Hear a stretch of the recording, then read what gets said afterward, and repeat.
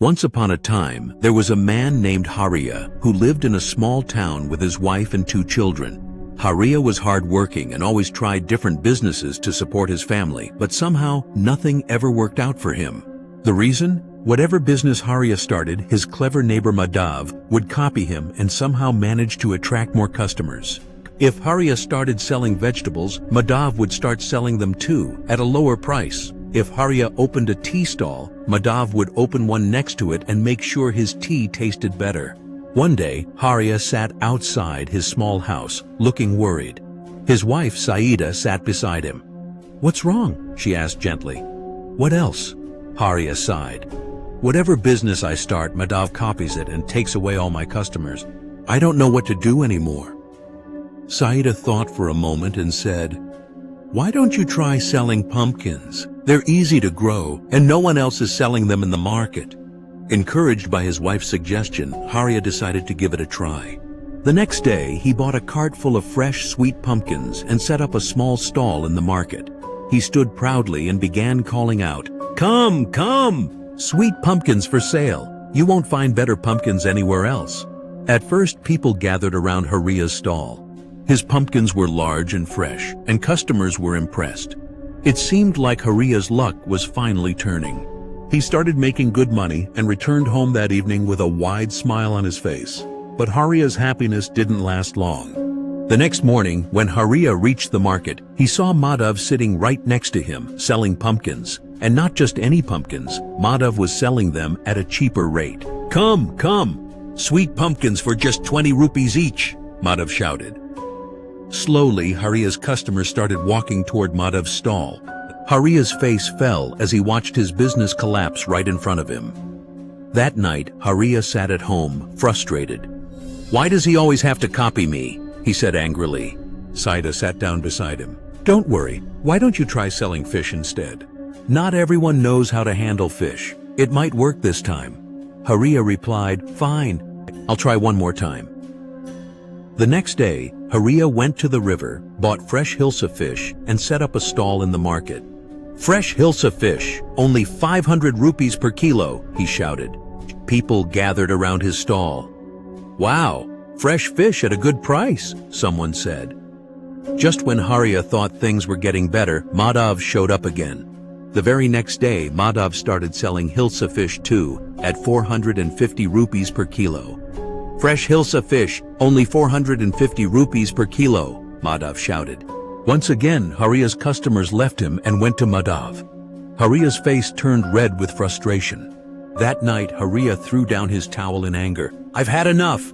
No matter what I do, Madhav ruins it." Saida smiled knowingly. "Don't worry. I have a plan, and this time he won't be able to copy you." Curious, Haria leaned forward. "What's the plan?" Saida whispered the idea into his ear. Haria's eyes widened. This could work. The next morning, Haria hired some construction workers and built a large, strong platform above his house. Once the platform was ready, he brought several goats and started raising them on the platform. A few days later, Madhav's wife noticed that Haria was no longer selling anything in the market. Curious, she visited Haria's house. "Bobby, why isn't Haria coming to the market these days?" she asked Saida. Saida smiled. "Oh, we've started a new business. Fish farming."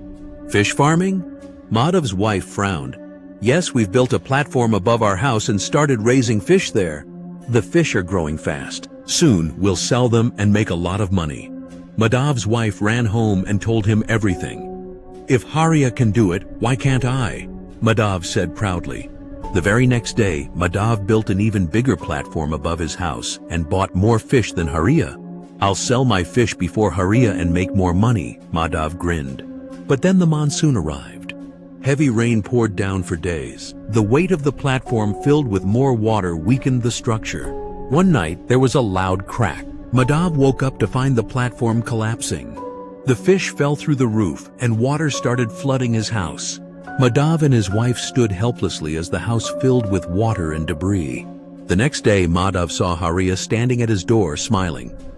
"Copying someone isn't as easy as it looks, right? Now face the consequences of your own actions. You should not be jealous of others, and all this was planned by my wife. Now do you understand the whole game? Hariya then tells him about raising the goats and selling them for 90,000 rupees. So you were raising the goats at such a high cost without even realizing it. That evening, Hariya sold his goats for 90,000 rupees and returned home with his pockets full. Saida smiled. Finally, things worked out. Hariya nodded. Because this time, I didn't copy anyone, and no one could copy me. From that day on, Madhav learned a valuable lesson. Success comes from originality and hard work, not from copying others. And as for Hariya, his business continued to grow because now he knew the secret to success lay in thinking smart, not just working hard. Success comes not from copying others, but from originality, hard work, and smart thinking.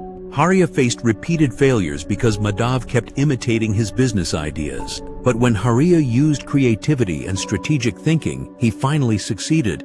The story teaches that blindly copying others may bring temporary success. But true and lasting success comes from understanding your strengths, doing your own research, and finding unique solutions. Hard work combined with smart thinking is the key to staying ahead.